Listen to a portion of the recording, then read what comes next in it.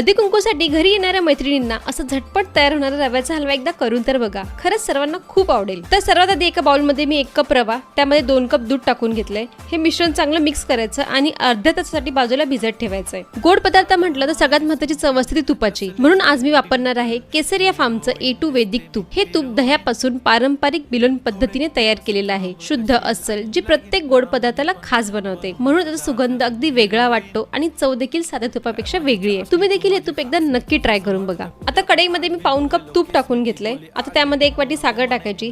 साखर आपल्याला चांगली वितळून घ्यायची ब्राऊन कलर येईपर्यंत। साखरेला छान ब्राऊन कलर आला की यामध्ये आता आपल्याला भिजवलेला रवा देखील ऍड करायचा आहे आणि सतत मिक्स करत राहायचंय। हा हलवा आपल्याला तोपर्यंत मिक्स करत राहायचंय जोपर्यंत त्याची कन्सिस्टन्सी अशी होत नाही। तुम्ही ते व्हिडिओमध्ये बघू शकता। तर फायनली इथे आपला हलवा तयार झालाय। तर लास्टला त्याच्यामध्ये थोडीशी वेलची पूड आणि थोडेसे ड्रायफ्रुट्स टाकून मिक्स करून घ्यायचे। तर तयार आहे आपला इथे मस्त रव्याचा हलवा। याला मखंडी हलवा देखील म्हणतात।